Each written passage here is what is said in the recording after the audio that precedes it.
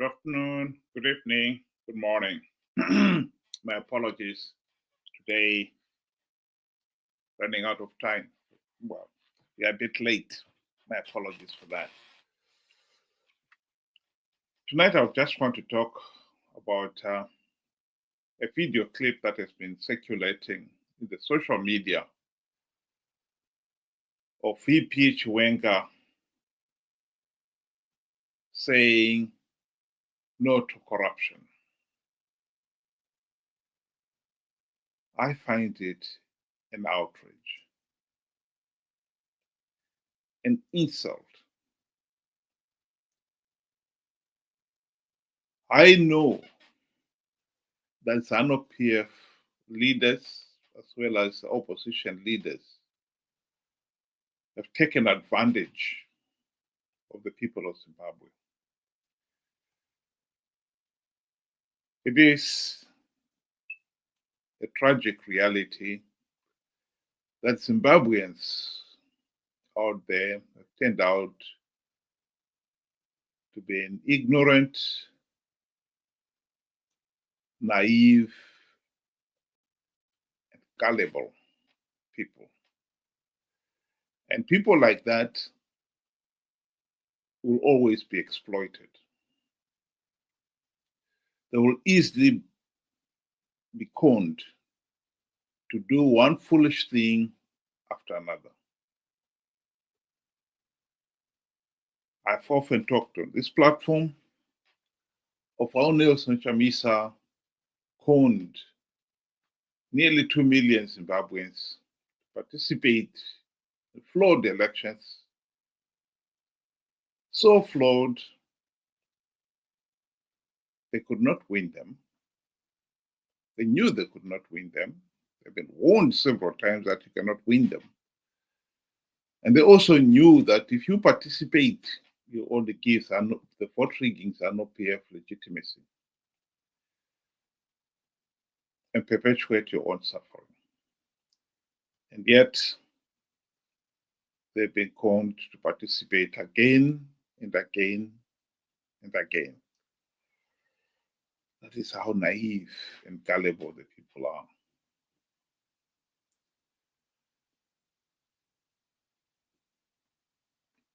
In 2017, VP Chiwenga and his friends in Zanu PF were engaged in one of their factional wars. VP Chiwenga was the commander of the army. And he is the one who gave the command to stage the military coup of 2017. The people were then told that the coup was to protect the people of Zimbabwe and defend the constitution. In the picture there, he's holding the constitution. The truth of the matter is, there is no chapter and verse in that constitution that says the army could stage a coup. This was just a lie. The truth of the matter is, Zanu PF factions, this party of corrupt, incompetent, and murderous thugs, was having one of its big divisions, like the amoeba. One faction was fighting the other over who should be the dominant party. That was what it was all about. The people made the mistake of believing that that factional war was about Zimbabwe, was about making sure that the country was a free, fair, and credible, was a democratic nation. They believed that the army was liberating them from the dictator Robert Mugabe and those around him. Indeed, the army insisted that this was not a military coup, but rather a military assisted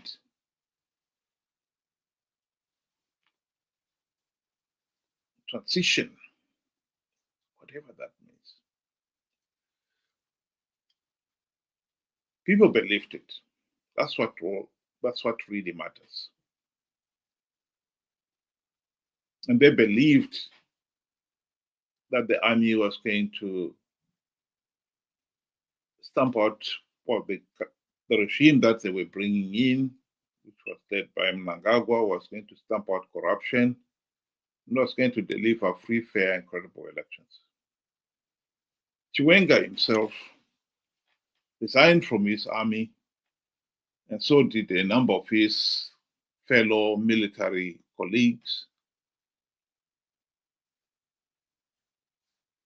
and took up various key positions in the government of Mnangagwa.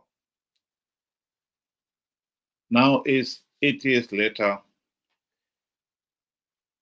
the Zanu PF thugs are fighting among themselves again. This time, Chiwenga is fighting because he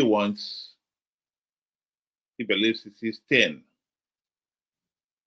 to be president. This is what it's all about. What I find infuriating is that he should want to pretend that this is fighting about democracy, about ending corruption.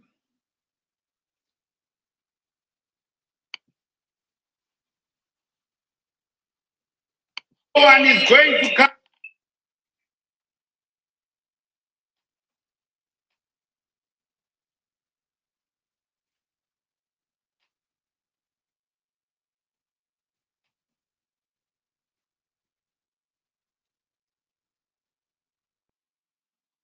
No one is going to come and defend.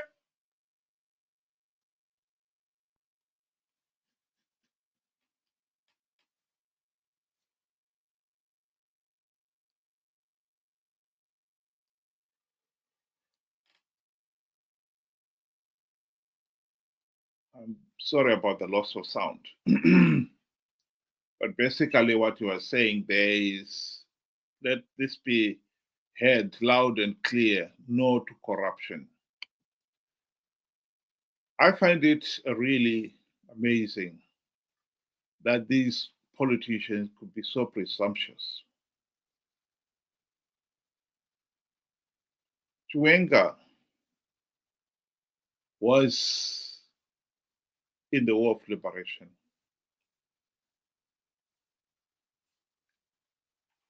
And after the independence, he remained in the army. And the army has been corrupted by Zanu PF, and they've played its part in the blatant rigging of elections ever since.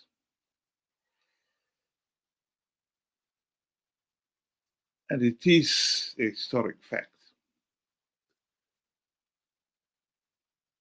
And he played his part in creating and imposing the Zanu PF de facto one-party state. And for that, he was duly rewarded. We all know Chiwenga is filthy rich. Like all the other top brass in the army, the police, the CIO, etc. He has got his lion's share of the loot over the last 45 years. And so for him to now, because he has fallen out with his fellow Zanu PF friends, to come out and try to convince the people that they should support him because he's fighting against corruption is such an idiotic nonsense that only a village idiot would believe it. And I believe Zimbabweans are waking up to that reality. I believe that Blessed Geza, when he fronted the Chiwenga faction in this fight in January, he was convinced that millions of Zimbabweans will fall for it again.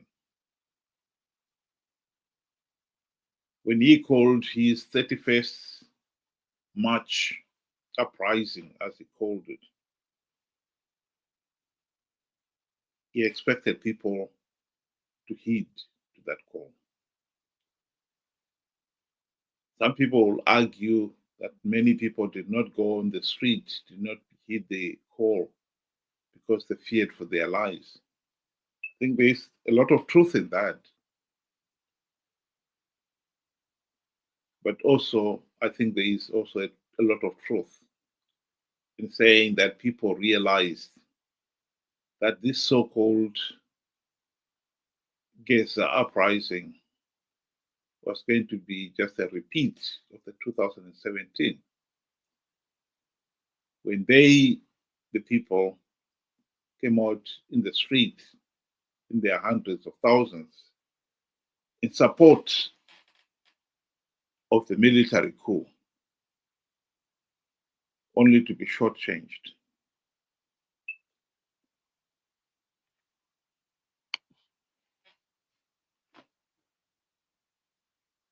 Only to find that at the end of the day, all they'd done, the coup had done, was replace Mugabe and a few guys, G40 guys around him, with Mnangagwa, with his Lacoste team, which now included in the former government Chiwenga and his own colleagues. The corruption, the mismanagement, the tyrannical rule continued as if nothing had happened. I believe this is what kept many people off the street on the 31st of March.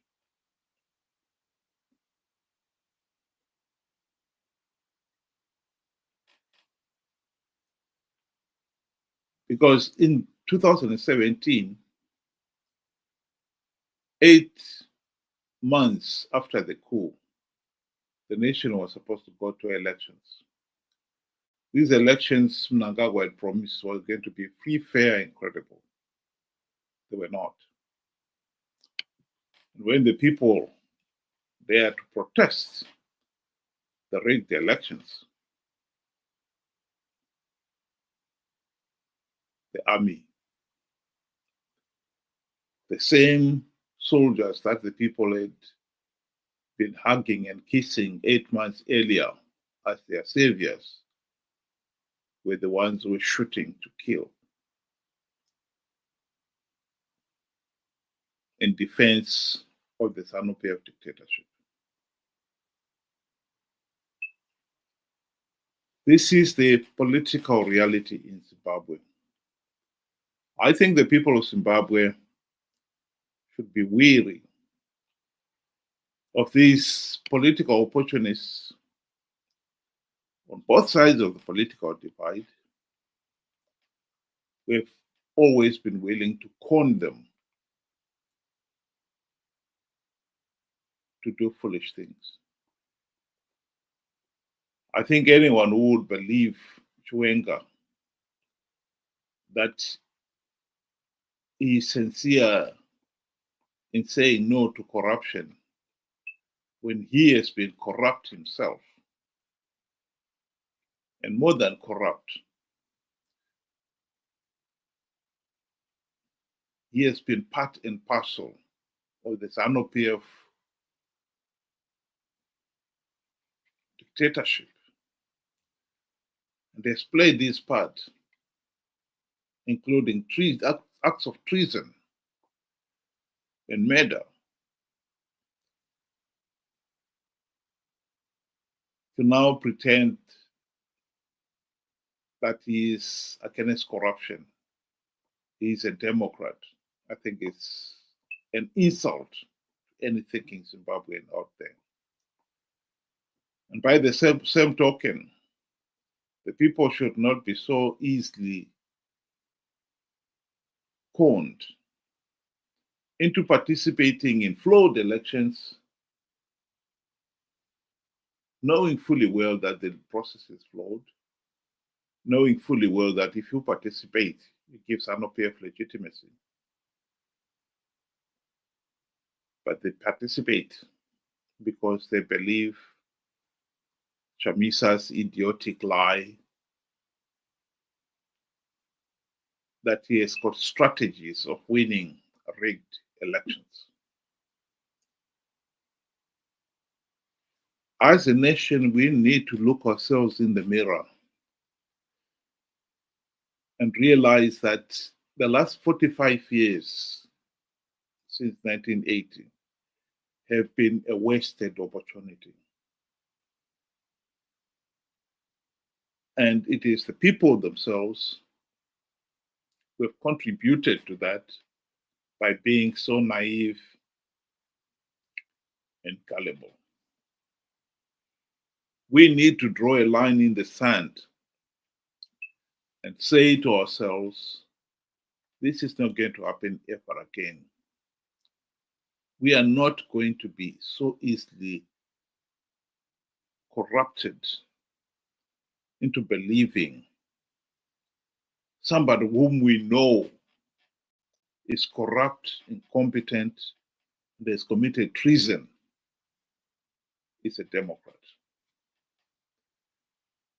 That we will never be tempted again to participate in flawed elections, which we know are flawed, which we know if we participate, it gives Zanu PF legitimacy, and the opposition, they get a few gravitran seats, and for us, the ordinary people, we're just perpetuating our own suffering. 45 years of rigged elections, 45 years of the country sinking deeper and deeper into the abyss should be a wake-up call for all Zimbabweans out there. We need to stop this madness, and we can stop the madness. Think about it. Thank you very much. You'll be able to join us again tomorrow, 7 o'clock UK time, 8 o'clock Zimbabwean time. Good night.